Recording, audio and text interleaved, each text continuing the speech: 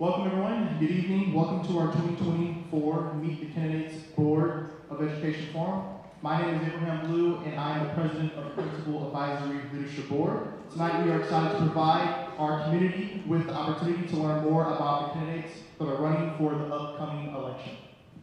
Hey everyone, I'm Katie Corcoran, Vice President of the Principal Advisory Leadership Board. Thank you all for being here for this evening with us. We did hold a similar event to this last year. However, this year all of our candidates on the stage are running for a seat within our Board of Education. These are all contested races. We are hoping that tonight's forum offers some insight into the candidates and what they hope to do if elected as Board of Education members. And good evening, everyone. My name is Nate Boyle, and I am the Secretary of our Principal Advisory Leadership Board. We want to take a moment to thank all of the candidates for being here with us tonight. We value the time and commitment from each candidate that it takes to be a candidate and a member of the Board of Education. And before we begin this evening, we'd like to share some ground rules for both the candidates and the audience. For our candidates, please be mindful of time for your responses. You will have 1 minute and 30 seconds to answer each of the questions, and I'll hold up some time cards at 10 seconds, and when time runs out, to keep everyone on track, keep your answers relevant to the question, and please be respectful of others. This is a forum, not a debate. For the audience, please be respectful, ask meaningful questions for the good of the MRH community, refrain from asking personal questions for our candidates, and keep questions open for all candidates to be able to answer. We ask all audience members to be respectful of each and every candidate. Please don't interrupt candidates' answers with cheering or applause, and hold all cheering and applause to the end of the event. Finally, please let everyone have their time tonight to speak. Before we begin, we would also like to highlight the ballot and this election itself. So we have 3 seats up for contest in this election. 2 of those seats are for full 3-year terms. Those seats are being ran for by Jenny Smith, Trent Colbert, Rachel Goldsman, and Julie Francois. Then the other seat is an unexpired 1-year term, and that seat is being ran for by Brian Matz and Jamie Tipton. So you will be allowed to make 2 selections for the 3-year term option and 1 selection for the 1-year term on the ballot. And we also want to remind you to make sure to vote for the candidates of your choice on April 2nd. Perfect. All right, so let's get started. So we're going to begin by having the candidates to share 30 seconds of information, background about themselves, and also their relationship with the MRH school district. Start from inside and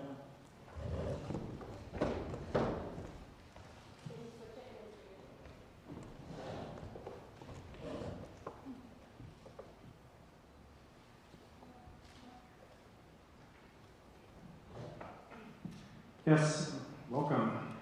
My name is Brian Matz, and I've been in Maplewood, Richmond Heights for 9 years. My family and I, we have 4 children who have been going through the district, all of the buildings, starting at the ECC, through the elementary, middle, and high school. One of our children is graduated from the district and is in college. The other 3 are now in the middle school and the high school, and it's been an absolute delight to be a part of this district for all of these years so far, and we look forward to many good future years ahead. Thank you.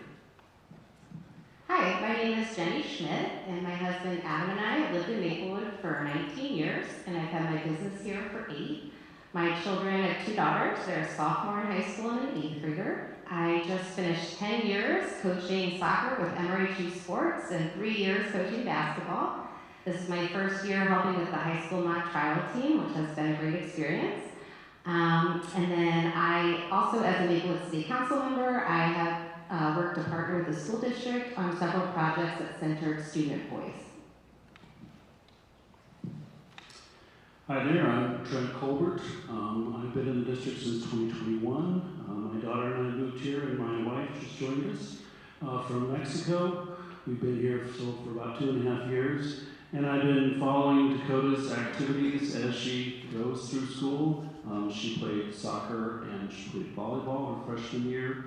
I have been working with her on mock trial and debate and speech, and then most recently I've organized a field trip to go to a biotech incubator and WashU lab for the AP Bio and AP Environmental Science group. Good evening, I'm Rachel Goldsman. I'm the current board president of the MRH School District. My family and I moved two children who started at the ECC and are now in high school. I am also the board treasurer of the high school booster club, and before that, Girl Scouts and youth coach. And it's just an honor and a privilege to sit here before you. Thank you. Hello, I'm talking now. My name is Julie Francois. I am also currently on the board, but as of only November, I backfilled for Brandon Vernon Miller, who had to step down off the board, and so I was selected by the current board to backfill her seat up until this current election. I have two children in the district. My husband and I have been in Maplewood since 2009. We have a third grader and a fifth grader who have both been in the district since pre-K. I have volunteered heavily for the MRH PTO, the ECC, and the elementary forever, since my kids were in the district. I'm also on the Mosaic Services Board at the ECC. My husband and I participate in Scouts and all sorts of other volunteer activities. So, thank you. Hello, everybody. Thank you for coming here tonight. I know that this probably wasn't the most fun thing you wanted to do tonight. My name is Jamie Tipton. I graduated from MRH in 2017. Currently, I'm a student studying computer science with an emphasis on data equity at WashU. And MRH gave a lot to me, so I wanted to run so that I could give back. I've lived here my whole life in a house right on the border of Maplewood and Richmond Heights. And so I know the community pretty well, and I know what it's like to be a student, and I know what it's like I remember what it's like to be a high school student here. Thank you so much for that, guys. So it is time for us to get into our questions. We will present the question up on the screen, and then we will ask the question, and each candidate will have a minute and 30 seconds to answer the question. If you go over time, Nate will hold up a card if you want to demonstrate. We have a time. We also have a limit to 10 seconds, so that would be your 10-second warning. And we ask that you try to finish your sentence and pass the microphone off to the next candidate. We will rotate who starts with the mic at the beginning of each question so that each candidate has an opportunity to answer first. So if everyone's ready, go ahead and start. All right, our first question of the night is going to be, why are you running for the MRH Board of Education? And Mr. Sibley, we can start with you. Well, I said a little bit about why I was running, but I can go more in depth. I'm running for personal reasons because I'm a student and I'm eternally a student. I wanted to learn firsthand how politics work, and I think learning about politics on the local level was where I wanted to start. But more altruistically, I wanted to help out my community in an active way where I could authentically help just by being myself. Instead of trying to force something, I think that I can contribute something that not many other people can. I know in depth what it is like to struggle with mental health as a student, currently and in the past. And I know that mental health right now is a crisis across the country, especially in young people. COVID made things very difficult. And so I'm running because I want to bring empathy back to the school. I want to bring empathy to politics, to local politics. And I think local politics is a place where empathy and love is especially important and actually viable. We don't need to have factions.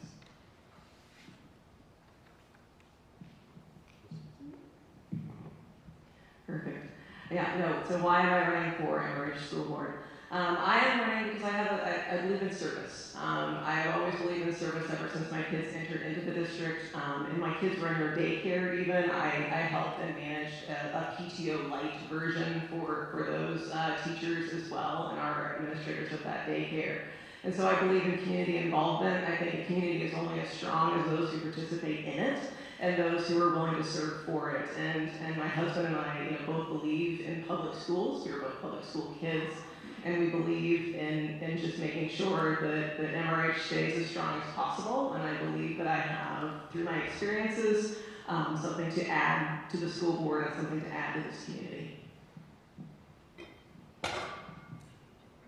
I'm running for school board. This is my home. This is where I raise my kids. This is where my family lives. And I want my kids to have a good education. And when you are in a family and your community is your family, that means all the kids in my family need to have good education. So this is my home. Every kid here deserves to get the very best because I do believe that education still can be the great equalizer, and I want to make sure everybody here has access to that from any point, whether they are the most academic to they are artistic or they are athletic, or I want you to have the best opportunities. I also believe in public service. It's a part of our life, whether I'm doing board service or I'm doing faith community service or I'm just volunteering for the heck of volunteering. I don't believe that we can live in this world without giving back and being a part of our community. I want to continue to do that. I feel that I have the experience and the knowledge to continue doing that, and I give my time.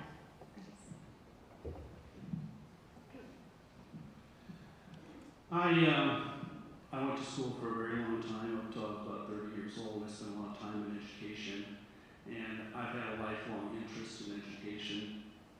My mother was a school teacher. She instilled in both my sister and I the importance of education, and I certainly have seen it throughout my life.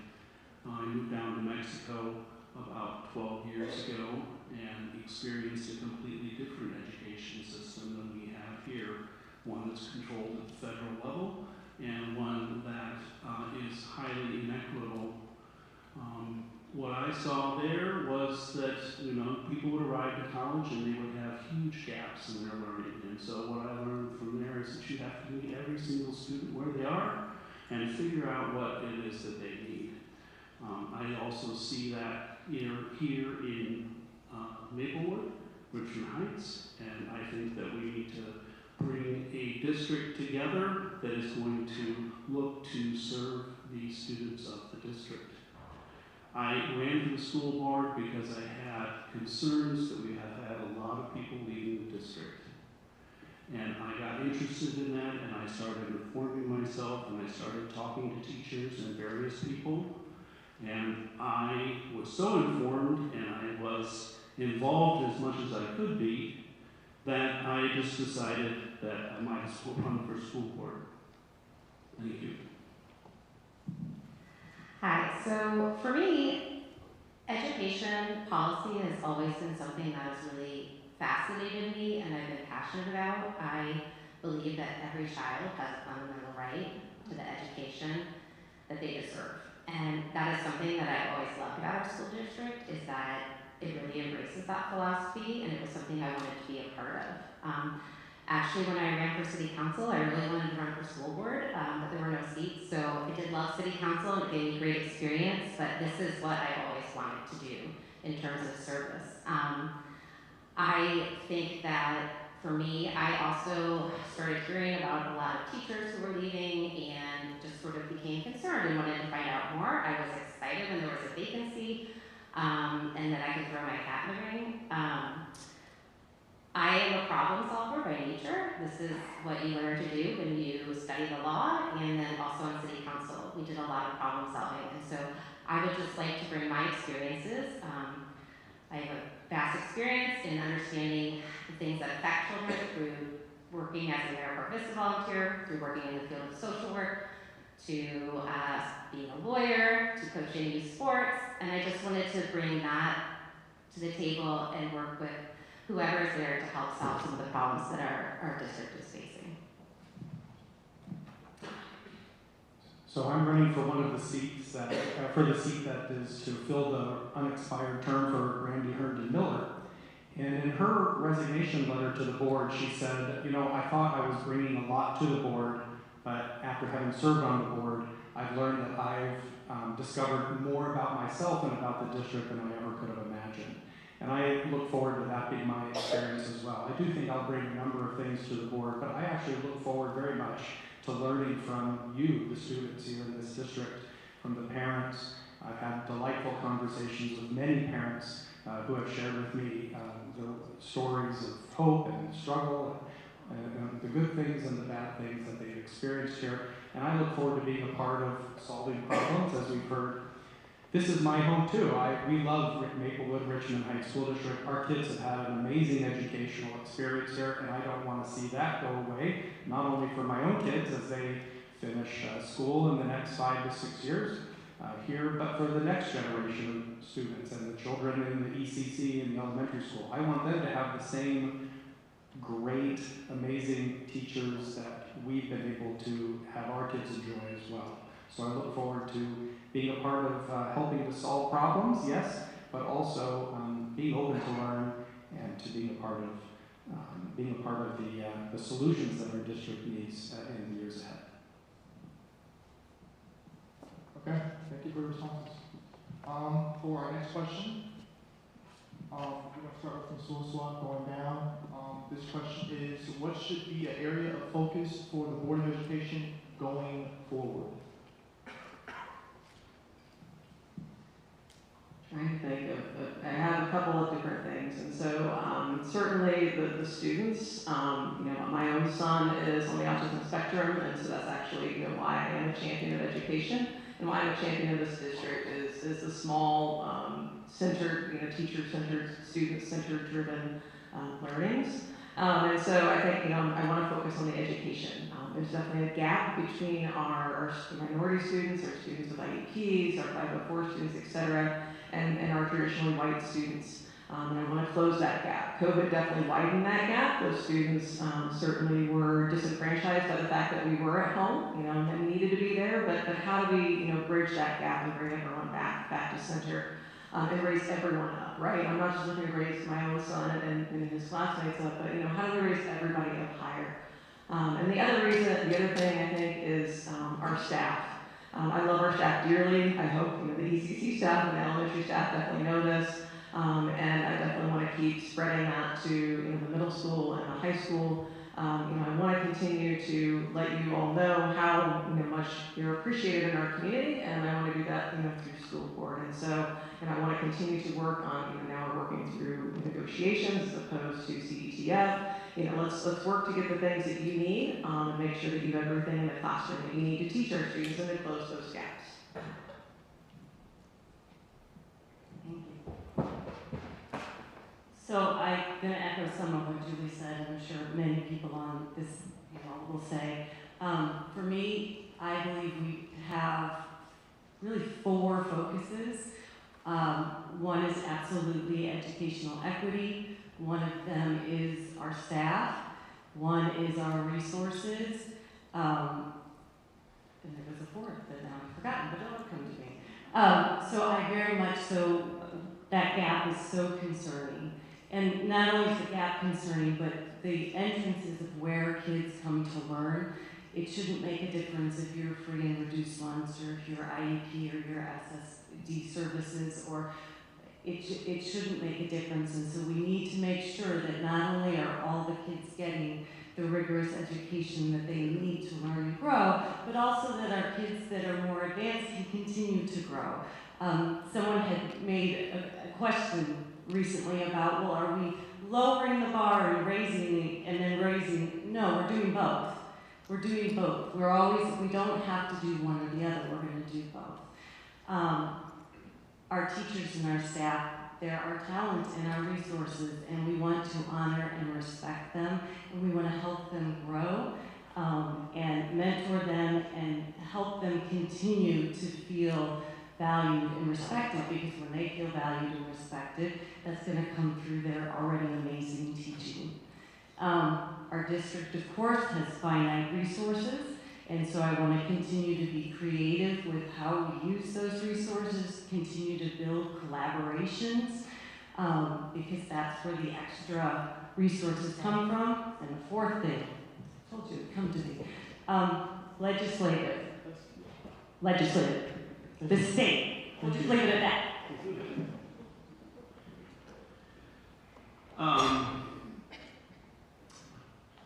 I just want to talk a little bit about education in general. In K through 8, I am a firm believer in teaching fundamentals and the enjoyment of learning.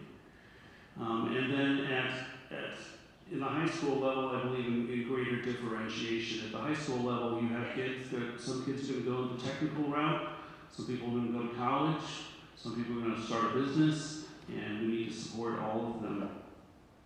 I think that the school has the greatest challenge there, where we are trying to serve the number of different needs, and we need to figure out how to do that as equitably as possible and for the price that we can afford.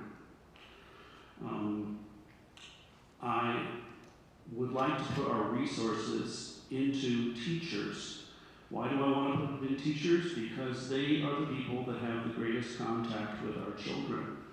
Between parents and teachers, they are the ones that spend the most time educating our children and bringing them up to speed to meet the demands of a very ever-changing world. Another thing that I would like to see the board do is have a more effective communication structure such that both teachers, administrators, and everyone can communicate with the board if they need to. I want a greater degree of transparency amongst the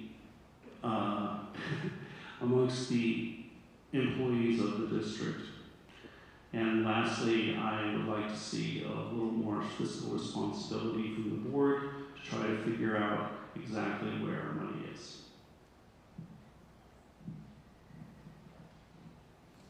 So, to start, I think for me, the main issue to focus on is teacher retention and morale. I think it's safe to say that all over the place, teachers are struggling. Being a teacher, to me, seems like one of the hardest jobs you could have, and COVID made it harder. And our district has lost a significant number of teachers over the last couple of years. And I know that's a national trend, I know it's happening everywhere, but it doesn't mean it has to happen here. So for me, it's sitting down with everyone and figuring out how we can keep our teachers here. Because there is a cost when we lose teachers. There's a cost to our children, and there is a financial cost. As a board member, you are a steward of the community's money, and you are also here to make sure our children learn. And so when we lose teachers, any new teacher going into school, even if they're experienced, it's going to take them a year or so to figure it out, right? And kids love to test. They love to. I was a substitute teacher in Chicago Public Schools for a year. Even a kindergartner knows what it means to have a substitute teacher. So there's a learning curve. There's also a cost. When you replace a teacher, it's thousands of dollars, right, to train someone new. The other thing I would really like to focus on is budgeting, because budgeting is how we fund our priorities, right? And I love on City Council getting into the numbers, knowing where every single cent is going, and making sure that where we were spending our money matched our values as a district and as a community. Yeah, some of what I'll say will echo what you've already heard. The number one issue to focus on in the present year is teacher retention and morale. And we've had many opportunities to hear from teachers and hear some of the things that they are hoping can be restored to improve their situation in the district. And those are the things that we need to focus on in the board this particular year. And second to that is fiscal responsibility. We need to make sure that the budget matches the priorities, as Jenny was just saying. I'll just give you one example. You know, we say in our strategic plan that the first of the strategic plan elements is the For Our Students section. And one of the things that this district cut from its budget was free breakfast for this year. And after other things were put into the budget, that was found to not be able to fit. But budgets are statements of our strategic priorities, not the other way around. And so I think the board, one of the things to focus on this year as we restore teacher morale and retention is that we also do things like that. Say, if For Our Students is the number one strategic priority, then free breakfast, which would cost this district just about $100,000 out of a $22 million budget, should be in the beginning of that budget planning process. Thank you.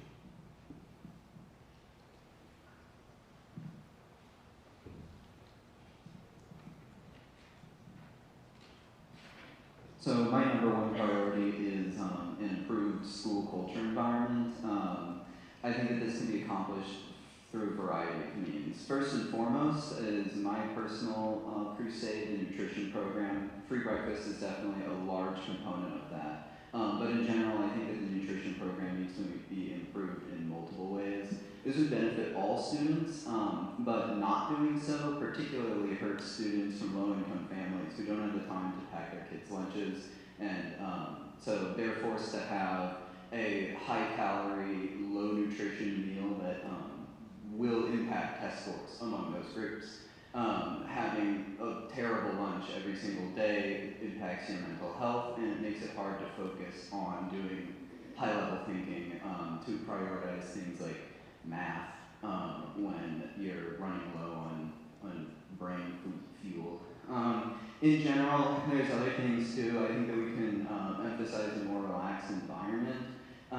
We really don't need to be focusing on test scores right now because test scores are not critical to mental health.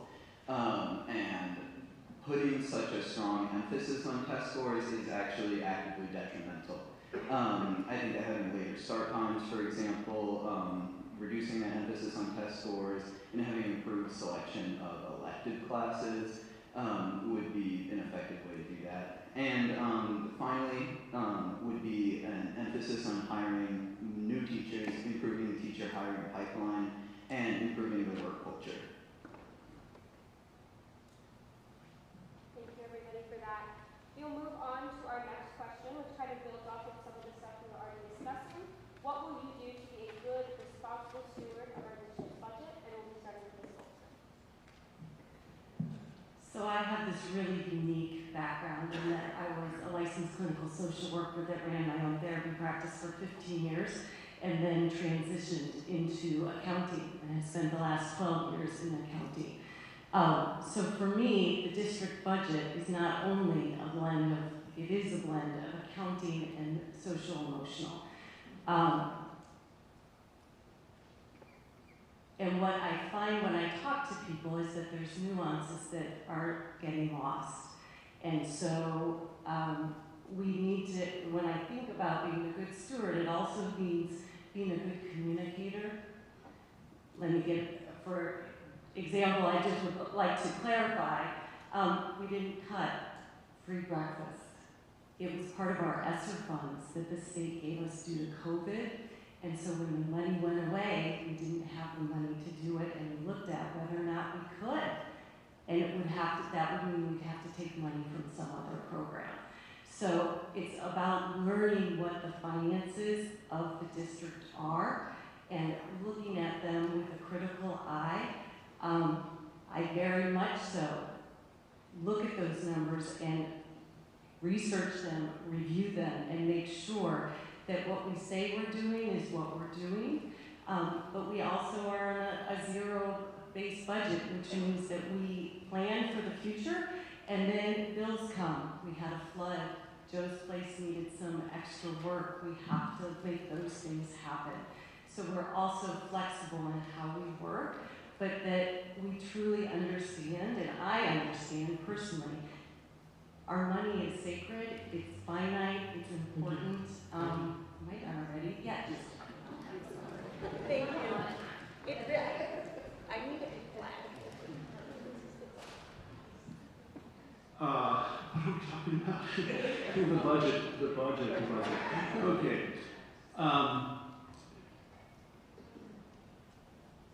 We have a great resource in the schools that are there every single day and that look around and they know what programs need support and what ones maybe need to be cut. And those people are teachers and administrators. And I would like to do a top to bottom review of exactly what it is that the school needs. And then we can take that and start looking at where the budget is. I understand the dollars are limited, and so that is where the Board of Education comes in. They need to figure out what those priorities are. We can listen to the teachers, listen to the administrators, and try to reach some sort of value-based judgment on where the dollars are going to go. I think we need to keep track of the money. We need to be very transparent about how the money is being spent, and be able to justify where every single dollar goes. That's about what I have to say. So I love budgeting. When I was on city council, I had nearly 5 years of government budgeting experience for my time there, and we worked really hard as a council to make that process very transparent and accessible to the community, right? And that meant having many work sessions, breaking the budget down in a way that the community could see it, going through it in detail, and understanding exactly where their money was going. Ms. Holtzman brought up zero-based budgeting. That is something I've heard our district does, which I really love. I read a whole book about it when I was on city council, and it's a very equitable way to budget, right? It means that every year, instead of just automatically giving someone what they got last year, they have to show you why they need it.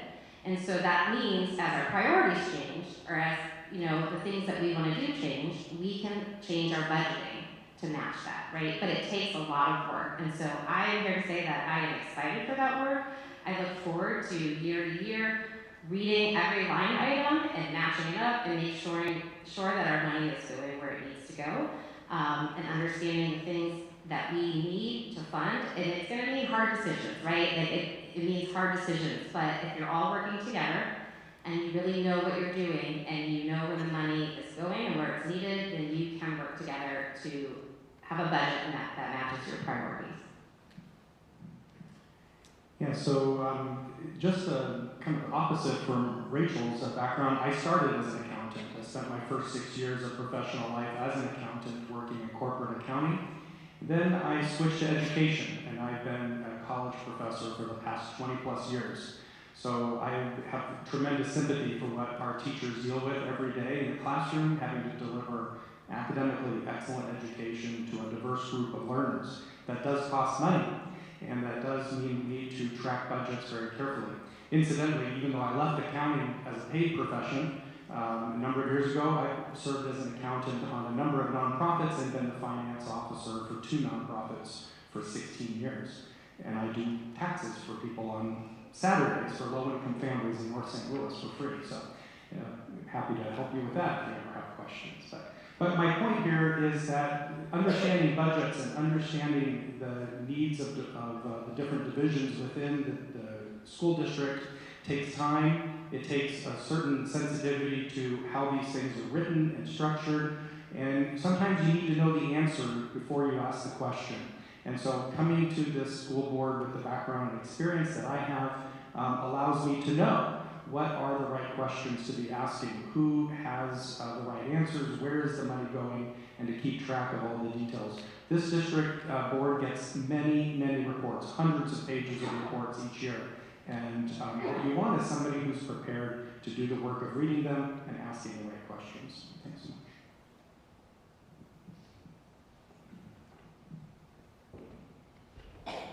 Okay, so I don't know anything about money, and I don't really like. I think that it's unfortunate that we have to prioritize things with regards to money, but I think that if there needs to be a budget hierarchy, we need to put the student crucial programs at the top, and I believe that nutrition would be at the top of that, and other things that are critical to the student body would be at the top. I don't think that new construction projects are as critical as things like that, for example. I think that we could flatten salaries and have an upper limit on salaries.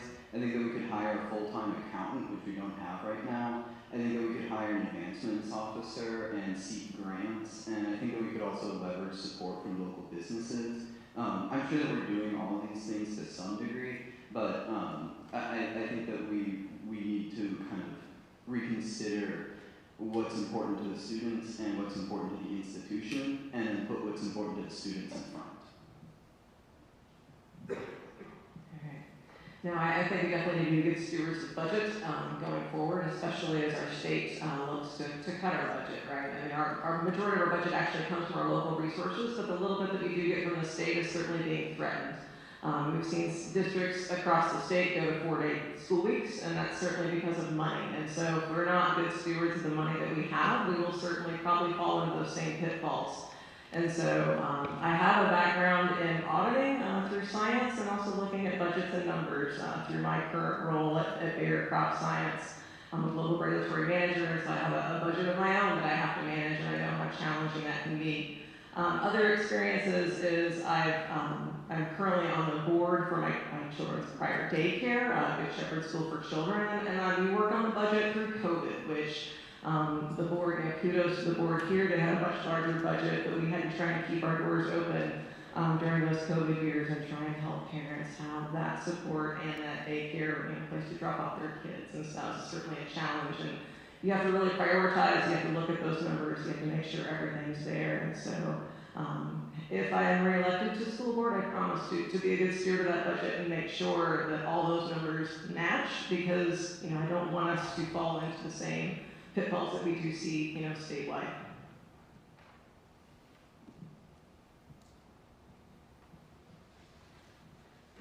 Thank you, everyone.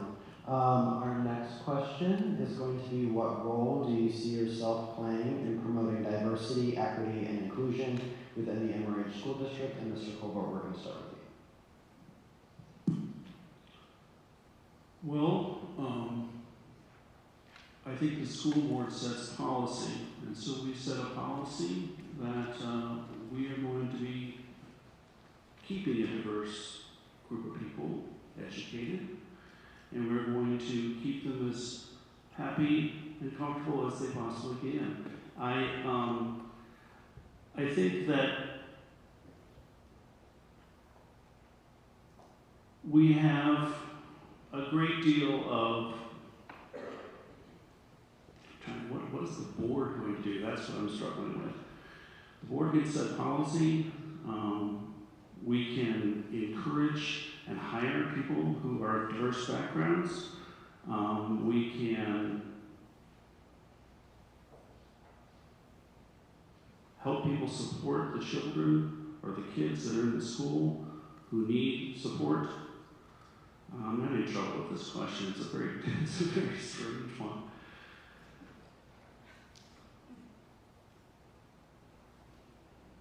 All right, I think that's all I'm going to say. Thanks.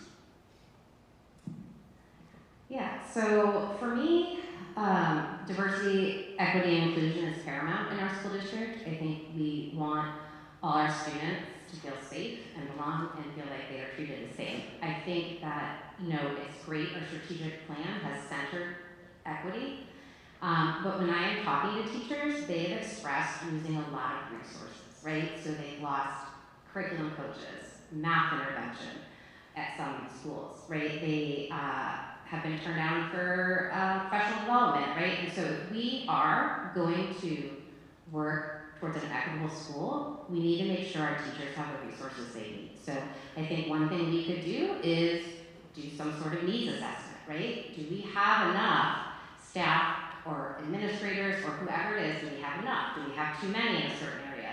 Where are we lacking, right? Because we can have a goal, but if we don't set the measurable steps of how we're going to get there and make sure we have the resources we need to do that work, then it will fail. And so I think the board's role is ensuring through the policy they set, but also the way they budget, right? Back to the budget, because that is how we fund our priorities. And so if we are centering DEI, we need to make sure that we are providing the resources that our schools need. And I will end there.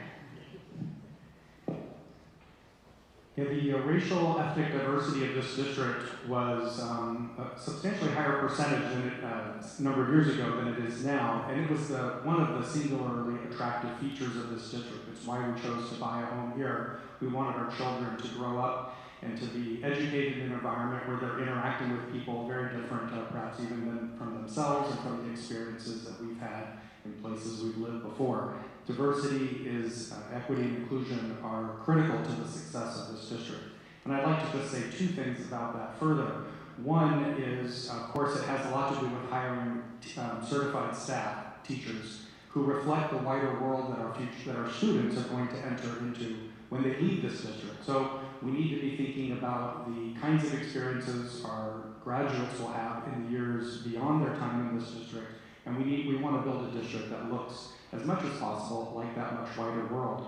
The other thing I would say is the board, now it's a little tricky, but the board through policies can direct curriculum changes to encourage more diversity, equity, inclusion. So again, as a teacher, I do this all the time. when you ask, when in my classroom, and certainly I would want to encourage our teachers here to do this, you diversify the types of texts that you're reading, the types of math word problems and how they're structured, the types of videos you show in the classroom. The resources that students encounter in the classroom should reflect that wider, more diverse world as well. Thank you.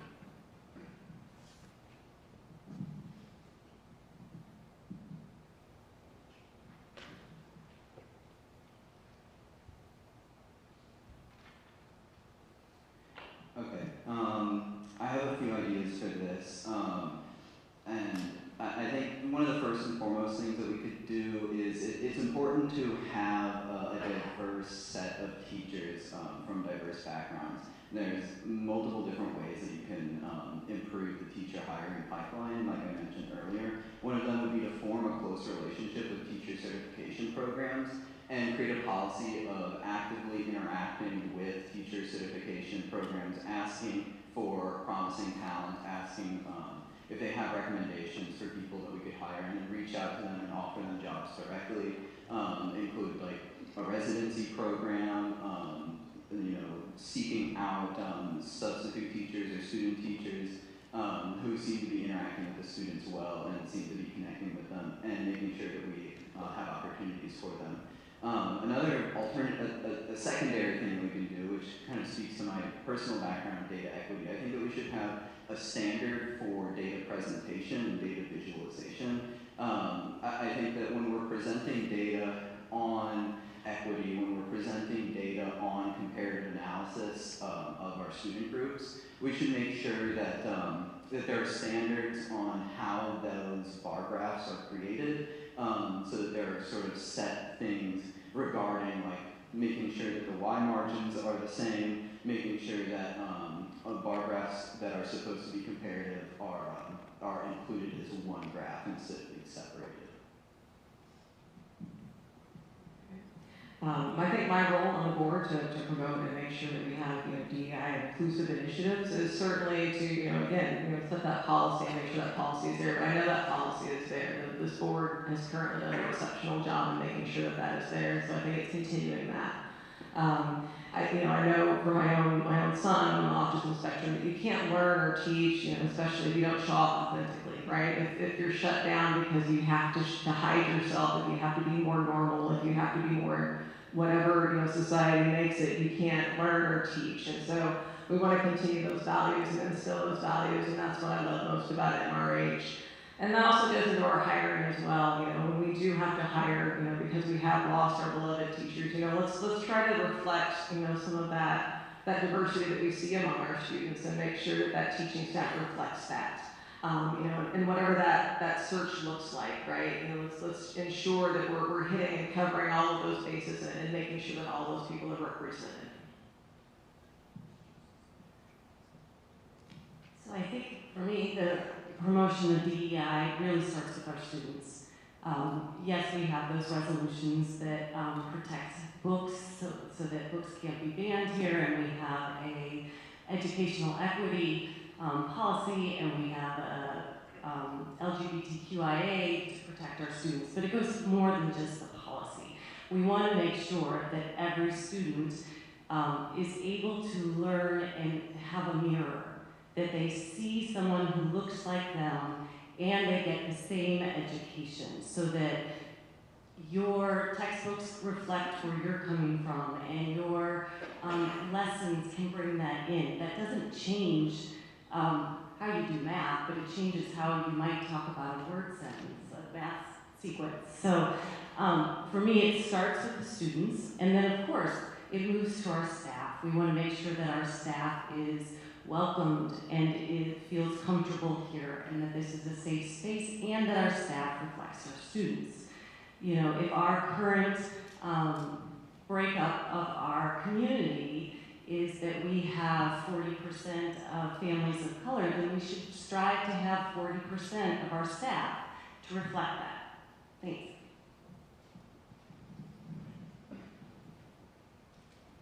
So, thank you. So for our next question, this was kind of focused on and touched a little bit earlier, you guys mentioned it, is under education in the future. What are your ideas for maintaining teacher and staff retention, starting with Ms. Smith. So I think the first step is admitting that we need to address this issue, right? I have talked with countless teachers who have expressed frustrations. They've expressed feeling disempowered in a way that they've never felt before. And so for me, the first step, and I think what they hear reflected at meetings is this is a national trend, this is normal. Well, again, like I said before, it doesn't have to be normal here, right? So what we first need to do is sit down and admit we have an issue, and then bring everyone to the table and talk it through, right? And I think there are a lot of opinions and feelings, and so to me, perhaps bringing in a neutral mediator to mediate those conversations so that everyone feels heard and everyone is able to share would be a really great first step. I think it also means asking our teachers what they need to feel empowered again, to feel like they are part of a community. I know teachers have reported doing numerous surveys, but then never hearing the results. So if we're going to do a survey, I think then we need to really use that data and figure out how we can do things differently. I also think that people get really caught up in numbers when we're talking about teachers, but the reality is that qualitative data is almost more important, right? It's talking to people and hearing what their story is and what they want to see different. Yes, I'd like to echo some of what Jamie just said and maybe add just one or two more points. Admittedly, the first thing we need to do definitely is admit we have a problem. We have a substantial, far beyond the national, the regional, and even the county level departures in terms of the percentage of teachers that left our district. The teachers that left our district last year did not leave teaching, and in all but one case, they didn't retire. They just moved to other districts. And I've been in many conversations with the teachers that have left and with teachers that are here, and we hear very sad and tragic and heartbreaking stories. So admitting we have a problem is a difficult but necessary first step. But the second step, is one of the things I have heard repeatedly is the teachers tell us they have no formal channel of communication with the board, and when they have been tried to approach the board, that those avenues have been closed down or they've not been able to speak freely. And so that's something that I am hyper concerned about and want to fix. So teachers having transparent, open channels of communication with members of the board, and be it offline or while at the meetings themselves, we need their voices to be heard. And certainly the year that I have on the board will be a high concern of mine to make sure we put those processes in place. Thank you.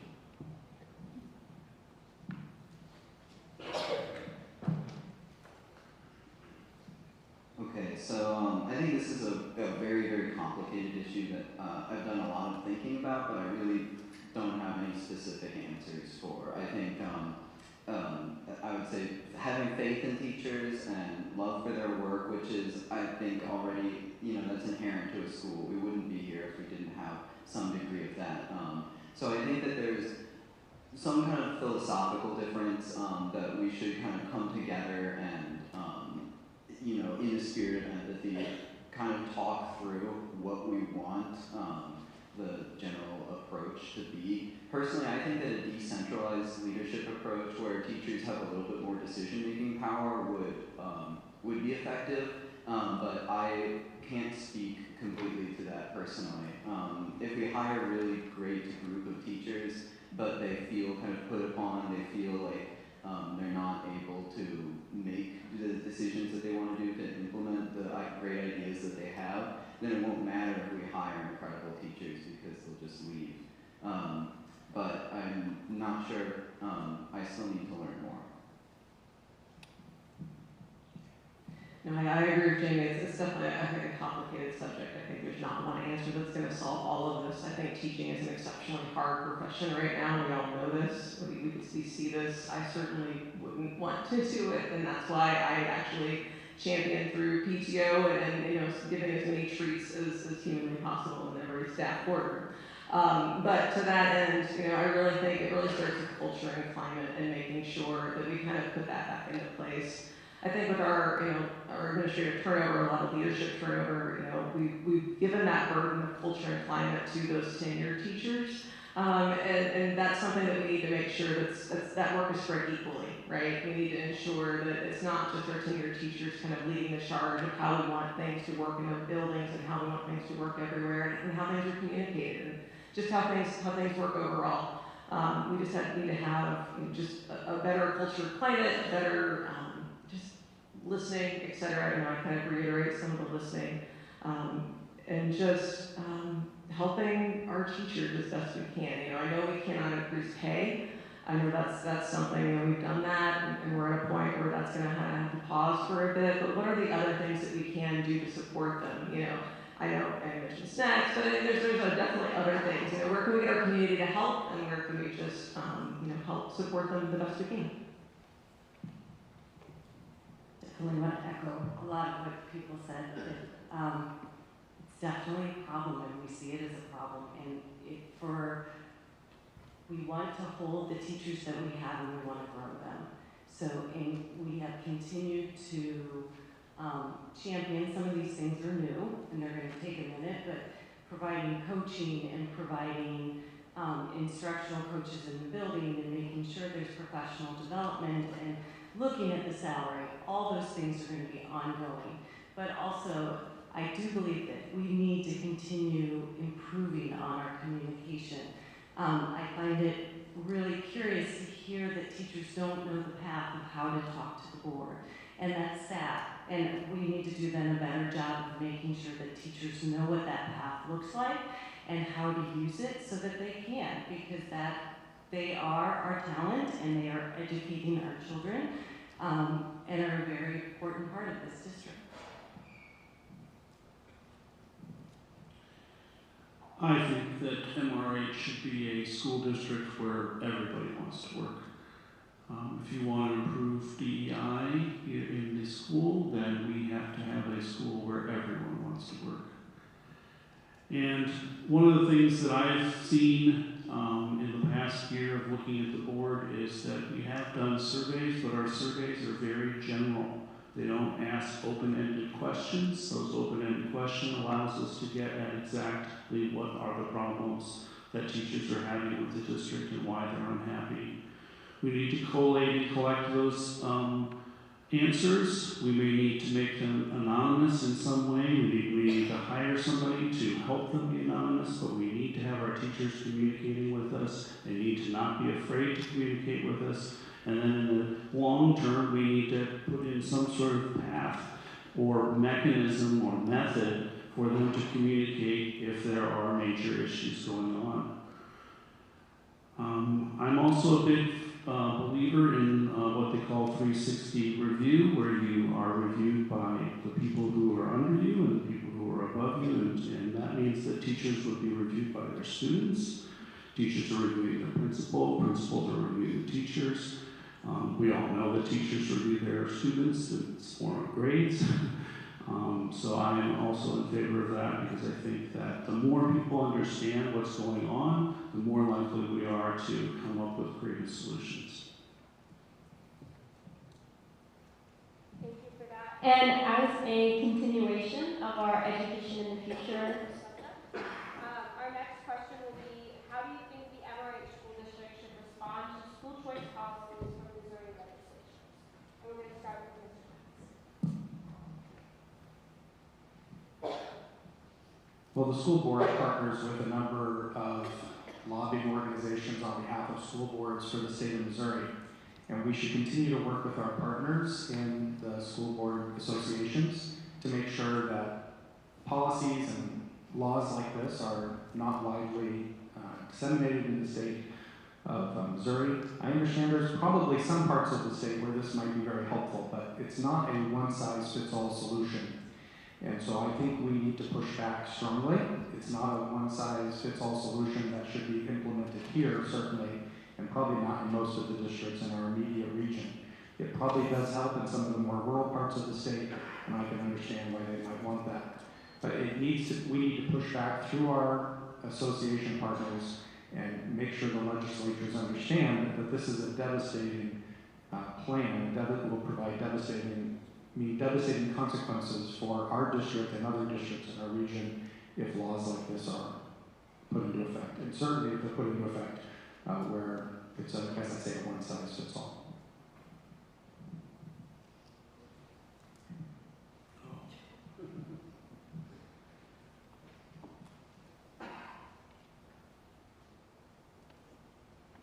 Okay, I think I don't have very many good answers to this one because this really takes place at a higher level of politics than we can confront right now.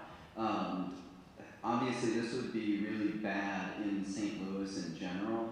I think that our school in particular wouldn't be too terribly affected. I think this is a particularly bad policy when it comes to schools in lower income areas. And this school is, this neighborhood has become higher income over time, and the school is now kind of benefiting a lot from the local community's burgeoning wealth. But I think we need to challenge these policies because they're going to damage the entire school system in St. Louis, especially in St. Louis compared to other parts of Missouri. I guess the best thing that we can do is increase our lobbying efforts to combat the powerful lobby groups that are going to be encouraging these policies. But we also just sort of have to have hope that that voters will shoot this down. So these are bills that actually I pay attention to a lot. Having a child on the spectrum, a child in IEP, school choice is not school choice for kids of that nature, right? They can easily say no, and that's actually written into these bills that schools do not have to accept students to transfer from one school to another. And so I find these especially just horrible. I can see other things, but we'll go with horrible. And so as a school board member, I definitely will continue to fight. I already, my representatives certainly know me, and I will continue to do that going forward, but also as a school board. And that's another reason I kind of wanted to be on the school board, is I see our state closing in on our district, and I wanted to move up to a more position of power, if you will, non-paid power, but power nonetheless, to try and see, where I can do more and make sure that these bills don't make it out, don't make it through. And actually, I do think these would actually be even worse in rural districts than here, because what is school choice in a rural district when all you have is a public school? Most of these places don't have anything else, and so it'd be busing to neighboring cities. And so statewide, these are just another way to pick apart school districts. These are just another way to defund school districts. It's just another way to push public education away, and these are things we certainly need to be paying attention to. I want to echo some of that and also talk about that it's inequitable because we don't pay the same for each student in the different districts. So when you have school choice and kids can go from one school to a different school, if we were to get our school, if we pay $17,000 for our kids. If they go to another school, that means that money goes with them, and then it's vice versa. If a student comes from a higher district, that money doesn't necessarily come with them. So it's not, we lose resources, and when kids go to non-public schools are heavily regulated by DESE. Non-public schools are not. So we have had issues where charter schools have closed down and those kids have to come back to a public school, and the public school has to answer for any learning loss or test scores or anything. I'm strongly against this. This is not good for our state or our kids. I think we're universally against this. School choice means choice for some and no choice for others. It's pretty simple in the sense that we're basically giving money to special interest groups that are going to take it away from public education I think all of us, I'm going to speak for all of us, I probably shouldn't, but that we all believe in public education, otherwise we wouldn't be up here. Public education is extremely important in our society in that it raises the knowledge and for an understanding of how our society works, and it allows us to work together. And I can tell you that there is no other time in the history of this country that I know of, at least, where we didn't need a better understanding of each other and a better understanding of how the country works. So I will echo everyone else and share that I am not a fan of school choice. I thank Dr. Cranswell for sharing. I did not know that schools do not have to accept students, so that makes me dislike it even more as a proposed policy. But for me, schools, beyond being schools and places of learning, they're community centers, right? They're a gathering space in the community for everyone in the neighborhood. And when you take funds and students away from that, I think you lose a sense of community. And for something I love about MRH is our community.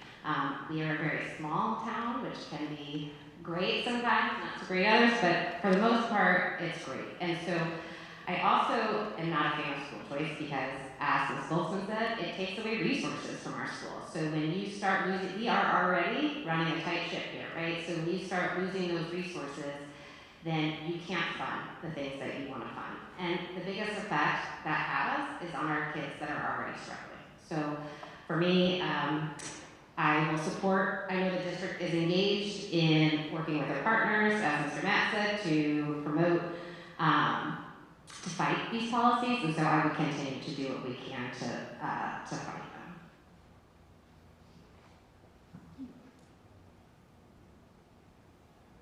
All right, thank you everyone. And our next question is going to be, how do you plan to engage all stakeholders in your district, not just those who are already involved? And Mr. Tipton will go start.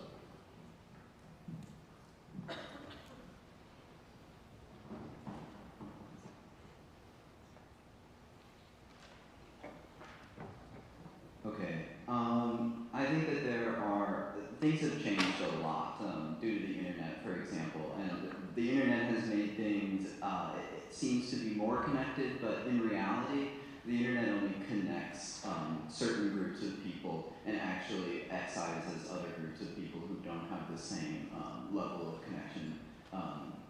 It's the digital divide. So I think that in certain cases, more traditional means of communicating are actually better. I think that we need to improve our relationship with local newspaper, for example.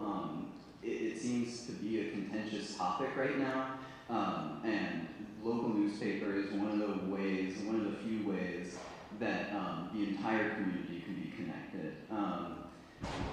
There's multiple other things that could happen too, and I can't even think of everything right now, but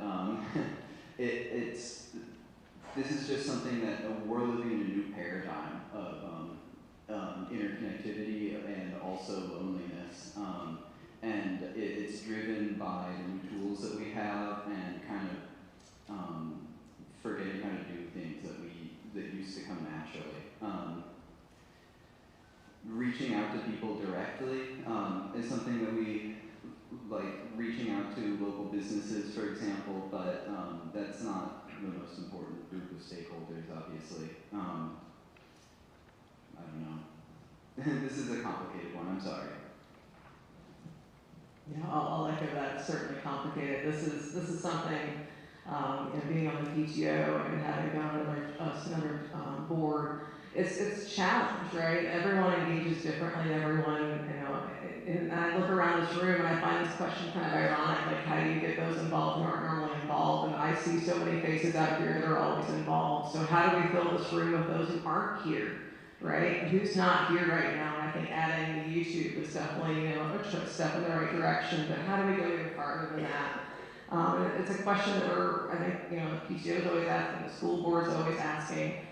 The superintendent's always asking, how do we do this? And she's done door knocking, we've done different community conversations, we've tried conversations at Schlafly, but it still appears to me, at least, it's still the same people. And so we just really need to figure out who we're missing in this room, right? And what are the ways to engage? And I think that's that's a challenge, and it's asking them directly, and it's just figuring that out, and that's definitely, I think, how we build our community back. We raise MRH above, and we keep lifting it higher and higher as we gotta fill this room with the people that we're missing right now. I echo both of those things. I agree. I definitely see the same people wherever I go, and we definitely, boosters, we have this issue too. We need to find what makes people engaged. It doesn't have to be in the typical places.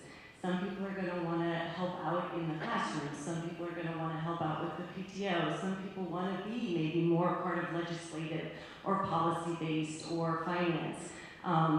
Hopefully that's what our new strategic committees are going to be doing, and we're working on those. But I definitely, getting the word out and finding the perfect communication or the perfect number of different communications, whether it is social media or it's flyers at Schnucks or it's the word of mouth or it's door knocking, I don't know, but I think we should keep trying them all. And then also look for new opportunities to engage people and find what they want and how they want to come into the district and be a resource.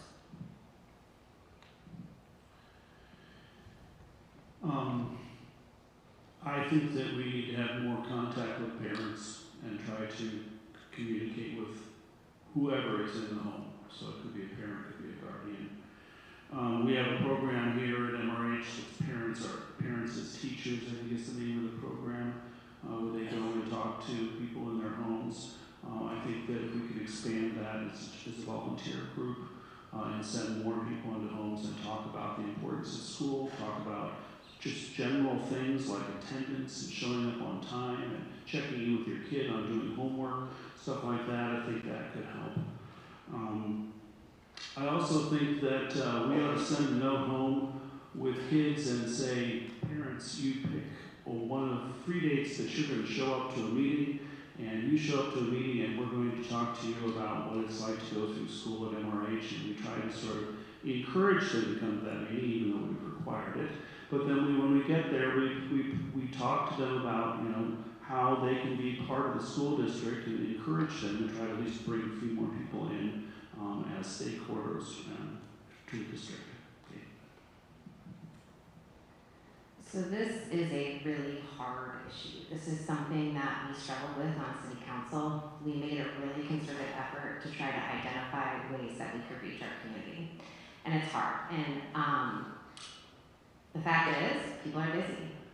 People don't work 9 to 5. Not everyone works 9 to 5, right? People don't feel comfortable in all spaces. There are a lot of considerations that go into informing people and making people feel welcome. I've seen our school district over the last couple of years struggle with this too, making that effort, and it's still hard. So all we can do is keep trying and trying to be creative. I think some things we try to do on City Council, we're putting flyers in public spaces where people tend to be, right? At the grocery store, at our parks.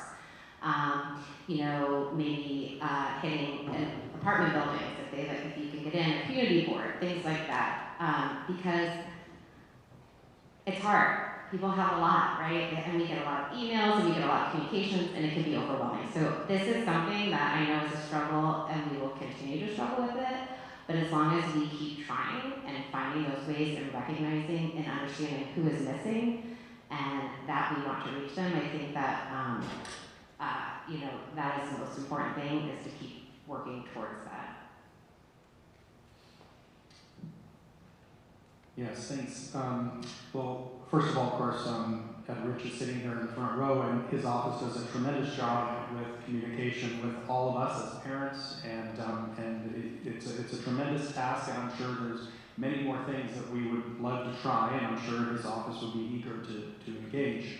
Some of the other things, though, in terms of engaging stakeholders, I'll just say maybe time for one thing, and that is stakeholders get engaged when you ask for their input.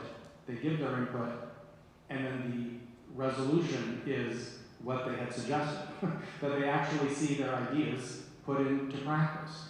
And so that's something that I think we have been weak in doing in the last several years, and I think there's an opportunity here for us to actually show to to parents and to people who have attended committees and been to public forums, that actually the idea is that we name the things that were suggested and we show exactly how those things were implemented. And the other, I guess I have time, one last thing, engaging stakeholders is also not just, it's not a top-down, not a top-down situation, it's decentralized. So we need, as others have suggested here, we need teachers to be empowered to invite parents and invite students to engage. We also want students as stakeholders as well. So we want teachers to be empowered to invite members of the community, invite their students to engage in these kinds of activities as well. So expanding the stakeholder base is building trust and decentralization. Thank you. Starting at Mr. Swall, the next question that I have is, how will you build cohesion with the board? That's a great question. Considering I just spent the 18 and a half required hours of Missouri School Board training learning about this, it's actually a requirement of Missouri school boards to have a forward, one vision, one voice face to those in the public. And so I think that's essentially important. We can have our disagreements, we can have our conversations kind of behind the scenes. We can definitely ask our questions. We can definitely try to work on the things that are more important to us. But overall, we need to come forward as one voice, one champion for this district, and make sure that we're aligned on how this school's going to keep moving forward and the greatness that we do, we have and want to keep going forward with. And so, I think this question is definitely interesting, considering the Missouri State requires us to be cohesive. And I would want it to stay cohesive. We can't move forward unless we agree. But again, we can also disagree and come to those resolutions together. I think we continue some of the things we're already do that help build that cohesion. And I want to echo that cohesion doesn't mean agreement. It just means, when you start on the board, you get a board mentor, someone who's been there longer than you. You get one-on-ones with our superintendent. You get Missouri School Board Association trainings, which are fun in and of themselves. And then you have opportunities during board meetings and board work sessions to really learn how boards work and where we can make change and where we need to support other people in making change. And through that process, we also have the work session. All these things are open. The work sessions where we can truly discuss. We send in questions to our admins, and then we ask more questions at the board meetings. We do one-on-ones with each other. Once again, we know that more than 4 would be a board meeting, so we don't do that. We get to know each other because, like I said, cohesion doesn't necessarily mean agreement. And so we get to know each other and what each other's strengths are and what our priorities are, so that then we can go together and build a board that then speaks as one.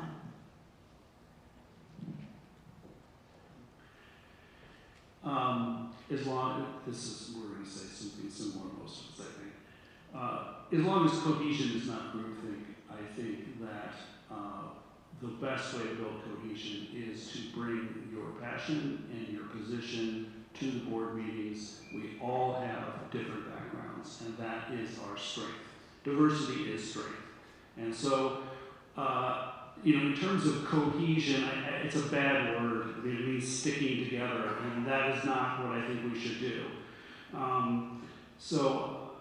I think we should bring our opinions, work things through, make a decision, and that's where the cohesion comes in. Once the decision is made, once the voting is done, then we can all explain why the decision was made and move forward with that decision. So for me, I think that cohesion in a board setting starts with creating an environment of mutual respect and one where everyone feels like their voice is heard, right? That they can ask a question, whatever question they have. This is something that I really loved about when I was on city council. We ranged in age from 25 to 70, right? We all have very different lived experiences. Some of us were homeowners, some were renters, and there was so much value when everyone offered their opinion because we do all have lived experiences. And to me, when you listen to everyone in the room and you factor in their experiences, you get a much better solution, right? That encompasses the community. To me, cohesion also does not mean everyone agrees, right? Disagreement to me means democracy, right? Like, we are a country that was founded on disagreement. And so I think it's healthy for there to be public discussion in a respectful way where people bring their ideas that may not all be the same, knowing that when you're working in a group, you always have to give something up, right? Like, your way isn't the right way. And so when you work together and you bring those ideas together, I think that you form a group that is based on mutual respect and ideas, and that's how you are successful. Yeah, once again, ditto for a number of things my colleagues at the table here have already said. One of the reasons why, one of the ways cohesion is built is just is the mutual respect, but that's built on recognition that all of us here are offering to volunteer our time for you. This is a volunteer position. Nobody's getting paid on the school board. There's no benefits to being on the board other than service. And I honor that in all of those who are currently on the board, those who are running for re-election as well. You know, it's just a matter of just saying thank you for being willing to give up several nights of your each month of your time with your family and friends to be able to serve. So acknowledging that and recognizing that everybody is coming together to this board out of a disposition of wanting to do the best that they can with the skills that they bring to the table to the board to make this a district that's better for everyone. And in addition to that, of course, yes, an openness to compromise and an openness to asking tough questions of one another and looking for those moments and those spaces of mutual support and connection.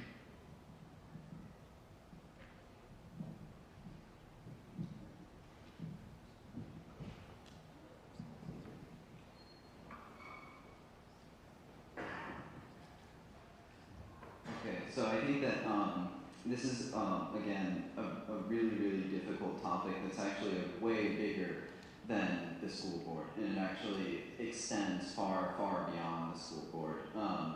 It starts with the amount of fear and mistrust that we're being inundated with on a global scale, and it trickles down through our national politics, through our state politics, and then it comes to us, where we're just individual people who are just surrounded by fear.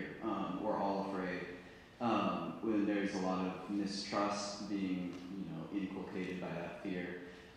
The problem is that we're afraid to make mistakes, and we're afraid to admit when we make mistakes.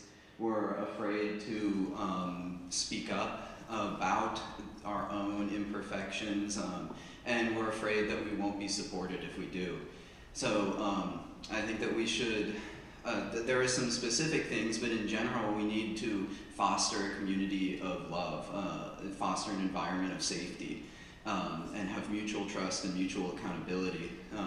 I think that we could start every board meeting, for example, by just admitting the things that we haven't done perfectly and supporting each other and telling each other that it's okay to do things wrong. And then just remember that that we're all humans, and try to prioritize the fact that we're all suffering from the same thing. Thank you, candidates, for sharing your thoughts on all of these questions and topics. At this time, we would like to switch to questions from our audience and some surveying that we've done within our school.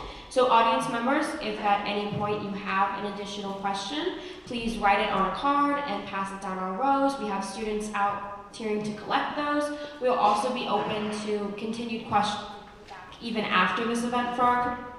So looking forward to those opportunities. I'm sorry guys, can you still hear me if I don't use my Okay. So our Popward members will come around and collect them. If you have a question question to ask. In order to keep to our time constraints, we might group questions into categories if we're noticing a common theme from our audience members.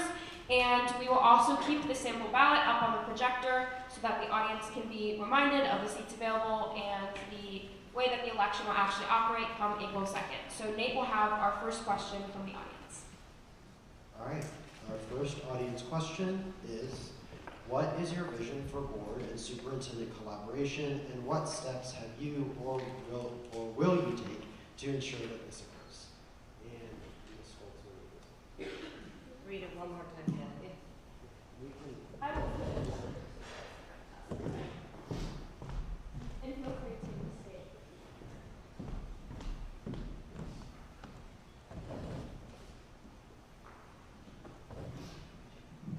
Okay. So I believe that the board and the superintendent are very closely collaborating and communicating. The board has one employee, that's our superintendent. That's who we oversee. And she runs our district. And we want to make sure that our employee is doing what's in the best interest of our students, the best interest of our staff, the best interest of our resources. So that entails having close communication with her often, ongoing, and having her bring issues, concerns to the board when needed, but also trusting that our superintendent is doing her job and has the skills and resources to do those things. I think that. Pass that down so you can see.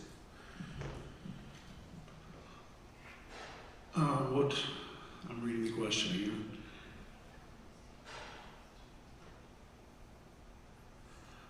Okay, as Ms. Goldsman said, we have one employee. The board has one employee, and so it is in our best interest that we get along with the superintendent.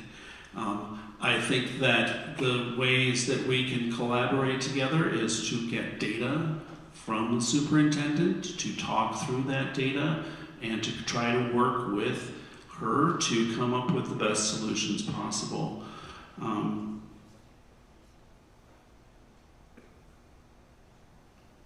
Steps to be taken.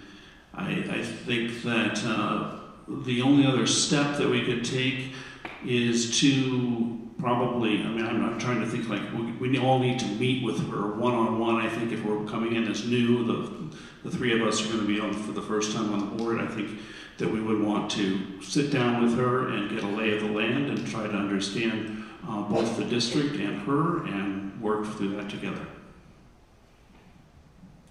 Yeah, so I think the system is set up and designed for the board and the superintendent to collaborate because has already been stated, the board is responsible for setting the policy and the budget and setting the framework, right, that they deliver to the superintendent, then to deliver to the rest of the school community. And so it is a very important relationship, one where the board is accountable to the superintendent to make sure they're delivering that framework, but then also that the superintendent is accountable to the board to report back about how that framework is being employed, what issues there are, what great things are going on, and then working together to tweak it as needed. I think it is important. I think it's great that there is close communication, but I also want to make sure that we're having a lot of these conversations in a public space so that the public knows exactly how we're communicating with each other, right? It's important that we are very transparent in our direction, and when we are figuring out how our vision is working, we need to be doing that in a public space so that the community can know. Yeah, I think that's.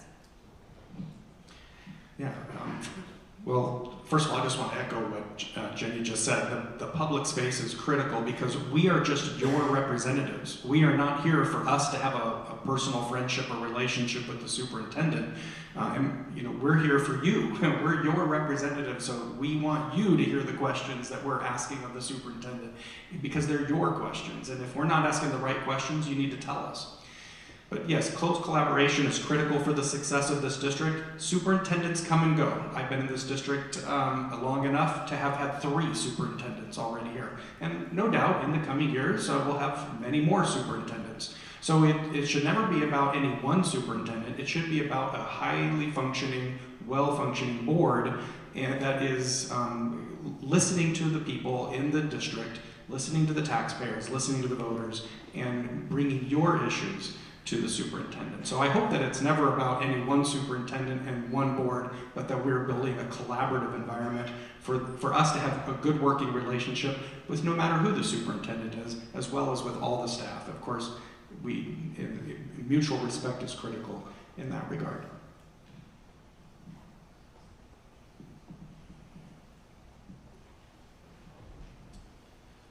So what I need to do personally is I need to learn more about Dr. Jameson. I want to learn what her vision is. I want to learn what her personal and professional goals are.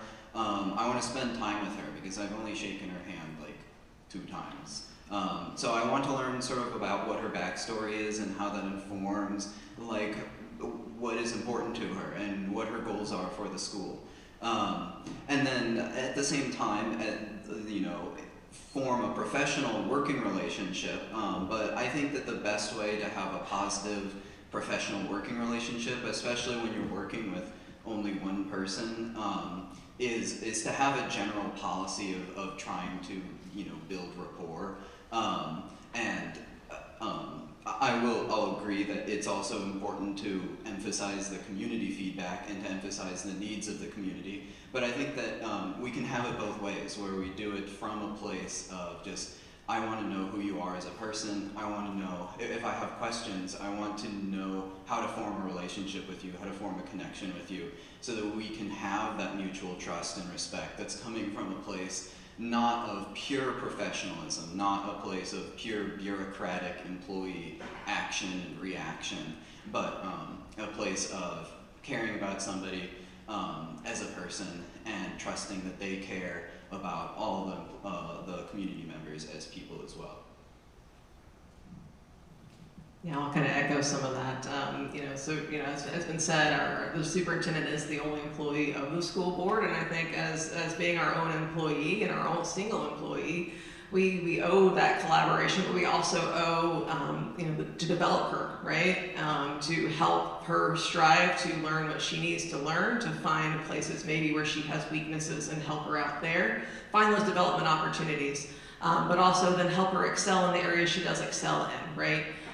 And just get that constant feedback, that constant communication to ensure that we're collaborating, but also developing, because she is our only an employee, right? And so we owe her that much to continue to help her grow as well. And I will say, the steps to ensure this occurs, we already have some of those steps, in the school board, and we have one-on-one meetings with her over coffee, out in public places. And so, we definitely have these communication opportunities where we can ask questions, we can bring our concerns, she can bring her concerns, and we have, that dialogue back and forth continuously so that we have the pulse of what's going on, and that, we can ask questions if we, of what we hear as well.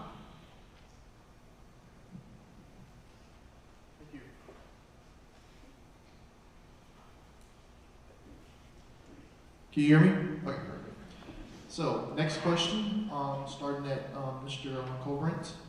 What is the most important quality in the Board of Education member to have? What is the most important?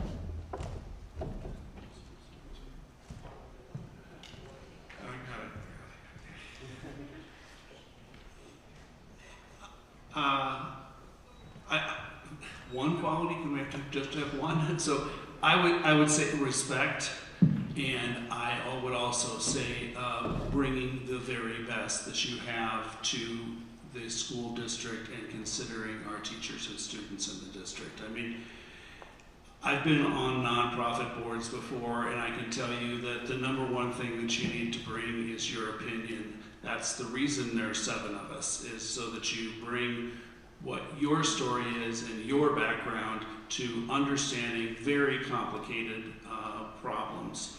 So that, combined with respect for your colleagues, I'd say those are the 2 qualities. pretty good too. Okay. Yeah, it's a tough one to choose just one.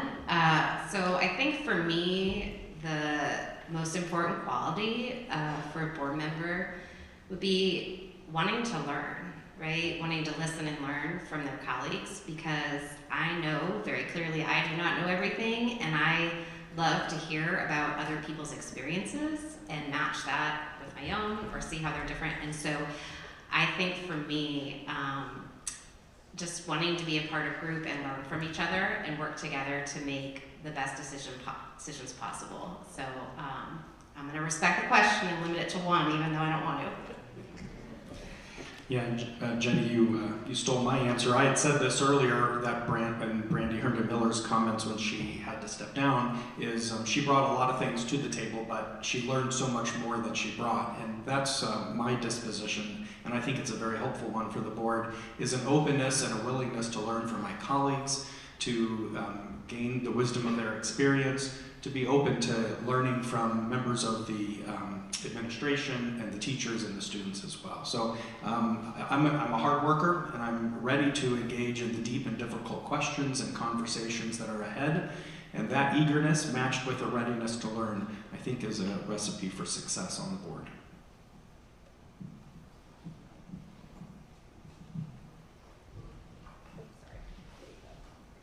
This is a really good question. And I think I'll give sort of a cop-out answer, because I would say that the most important quality is to be authentic, because everybody has many, many qualities, and by being authentic, you can bring all of them. So I think that the most important thing would be to be authentic, true to yourself, to be honest, and if the voters choose you to be that person that they chose, to be actually the person that you present, and to always just be yourself, basically. Mine is humility, being humble. I don't know what I don't know, and I can tell you right now that I probably don't know, a third of the things, or maybe even more, that I need to know to be up here and be on the school board. But I will learn, and I will help. I vouch you that for sure, and if I don't know, I will find the answer, and that's kind of how I've always lived my life, and so, humble. I think I'm going to say critical thinker. The ability to ask questions when you don't know something, think about the data, be able to gather more information and look at the full picture, look at the parts, and then pull that all together.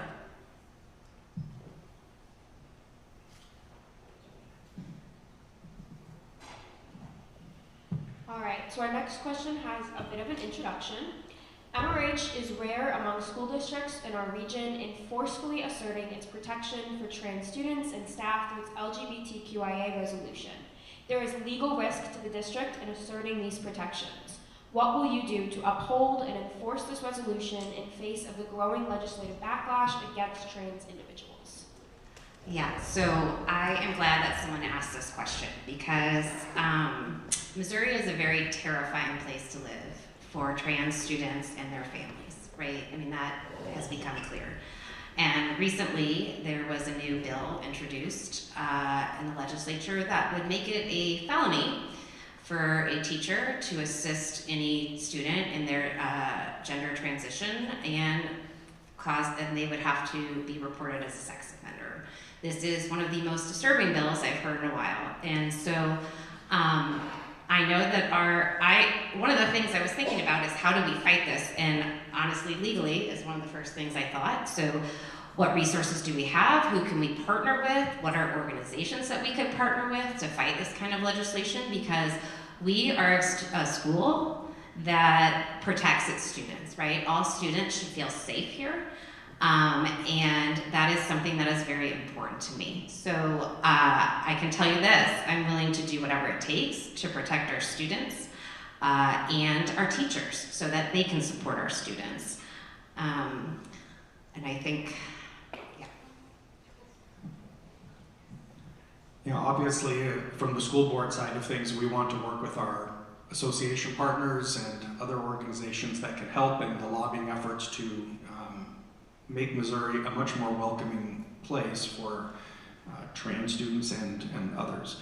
This is, it's an issue that just gravely concerns me, and I wish that we had,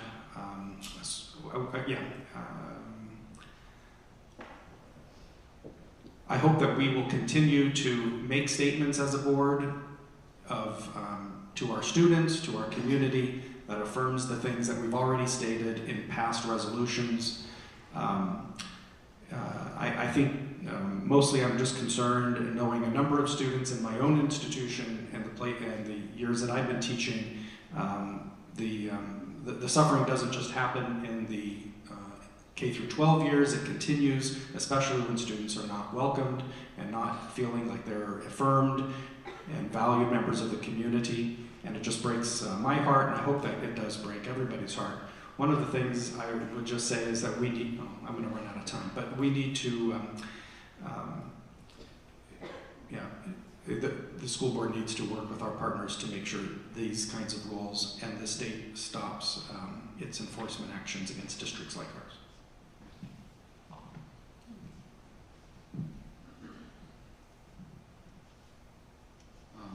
Okay, so this is another question, excellent question, and goes kind of outside of what the school can do too much about. Ultimately, St. Louis should declare independence from Missouri. This is a side thing that I have, but I think that we should all learn to farm and become completely financially independent from the state. There are some things that the school could do, though. Increasing financial independence from the state so that if resources are cut off to the school as an institution, we're not relying on the state for that. That would be difficult, but I think it's something that we could sort of try to figure out. I think we need to, additionally, we need to really stand by the teachers and make them feel implicitly supported so that they have the confidence that they know that if they stand up for their students, the school is not going to throw them under the bus to the state. They need to be able to feel confident and brave to be able to do that. This is going to be a developing issue that we'll have to kind of explore options and keep it like right in our sights at all times. I think I echo a lot of things already said here, that I would continue to forcefully assert that this is our home, and this is what we believe in, and this is who we are, right? We show up authentically. Everyone can be their authentic self, whether that's staff, students, it doesn't matter. And it's a challenge as a school board because we don't have a lot of power, right? But I think that's where we can look for power. We can look for those partnerships. We can look for those collaborations. We can look for those lobbying groups that we can pair and partner with. But yeah, no, I would just say, bring it. Follow up after that. I'd like to, yeah, we're as one, we're gonna say. I'd like to echo just anything that we need to do to protect our students. We were really creative when we got to the issue with banning books. I think we can continue to use our creativity and our critical thinking to protect our students. Continuing to advocate and go to legislative advocacy days in Jefferson City. We do have associations that we work with that sometimes echo how we feel and sometimes not. But we are going to continue to stand up for our students, period, full stop. And we welcome the attention sometimes, and we'll deal with it when it comes. I'm not sure we wanted to bring it, but I think this is, I basically echo everything else that has been said. I think we need to look for legal remedies to try to protect students and teachers. I think this is part of a larger problem with reach through of the legislature into our schools.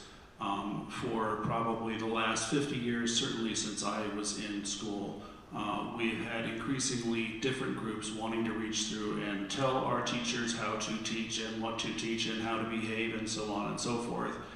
And I think that if anything, the school board can come up with a policy or try to come up with a policy that prevents that reach through in general, and that isn't just about this issue, it's about others as well. Almost all of them are extreme, almost all of them are controversial, and so we don't need any of that in the classroom.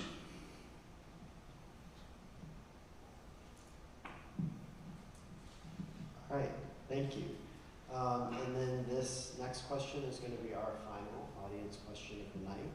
And it is, how would you support both admin and teachers as they work through the collective bargaining process? And Mr. Metz, we're going to start with you.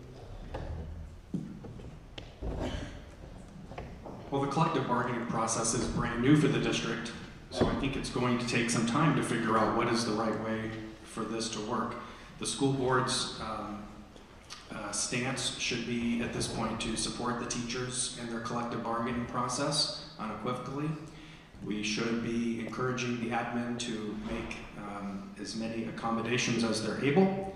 But this is going to be something that will work out over multiple years. It's not going to be something that will be solved in just this first year.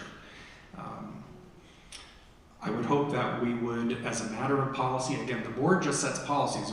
We have to rely on the superintendent to carry out those policies. But I hope our policy will be one of support for the teachers and making it as smooth a bargaining process as possible, and not creating so many of the barriers that we see happening and that have happened in other districts where where collective bargaining has been implemented.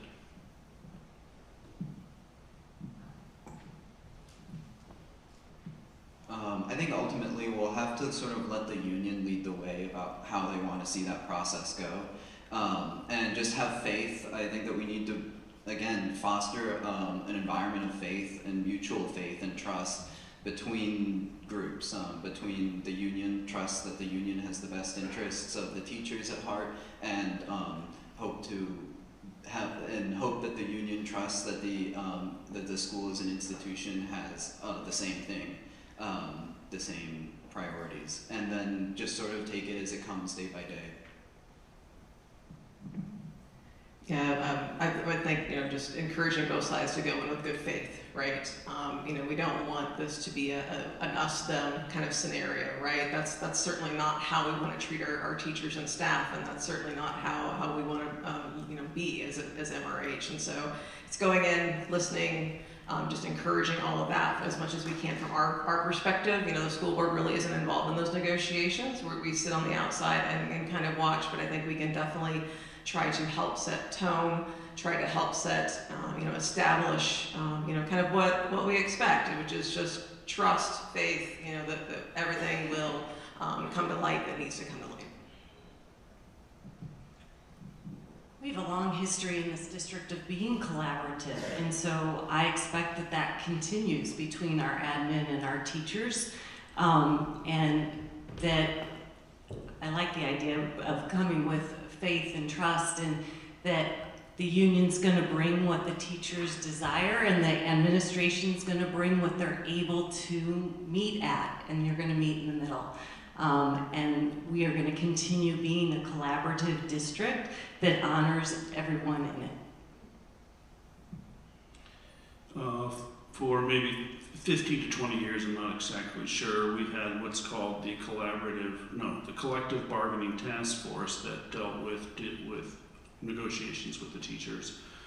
I certainly would like to see that model continue in the sense that I would like to be talking directly with the teachers. I'm all for their union representation. I would like to be sitting there talking directly with them and the union sitting side by side. I also look forward, and this is sort of a way of helping teachers. I think that by bringing in the union, that it's going to bring in some protections for the teachers. And by bringing in those protections, I'm hoping that will open up the communication directly from the teachers to the boards to try to figure out exactly what's going on in the school district that is affecting them so much that they're voting with their feet and leaving. Yeah, so this is a tough one. Collective bargaining is a balancing act, right? I think like anything, both sides go into it, hopefully with the idea that they have to give a little something up, right, to reach a resolution. I guess I see the role of the board in making sure that both sides are having their needs met, right? Because ultimately, I think they have to provide approval along the way. And so it's the idea that we're hearing both sides, and we always have centered the best interest of our students. But But I think what's important, as Dr. Colbert mentioned, that we have used a different system for 20 years that didn't involve collective bargaining, and I'm pro-union. My husband was a union carpenter. I love unions, but I think it's important to think about why are we here now, right? So while we're doing this bargaining, I think it's also important to take a step back and say, why after 20 years did our teachers feel the need to use this route? And really analyze that and factor that into our bargaining. What did they feel they weren't getting by communicating directly with us? So, yeah. Perfect, thank you. Well, perfect, thank you for your answers. Before we wrap things up, I want to first mention a couple items. Not all the questions could have been answered tonight, so the PAL board will be typing up those questions so the candidates will be able to answer those questions back in the room, and those answers will be delivered to the community once they are completed. Additionally, thank you for all the questions that you guys have submitted. If there's any specific questions that you have for any of the candidates, make sure that you reach to them personally. For that, we want to make sure everybody has the opportunity and the fairness to be able to ask those questions. So that pretty much are the two items that I wanted to mention. So I want to then give a hand of applause for all of our candidates for coming out and balloting.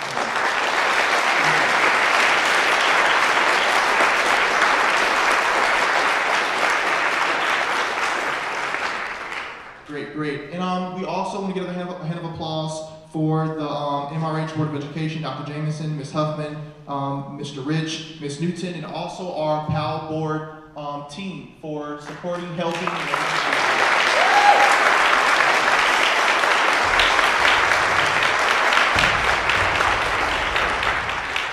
thank you and appreciate you, and that is the end. Thank you.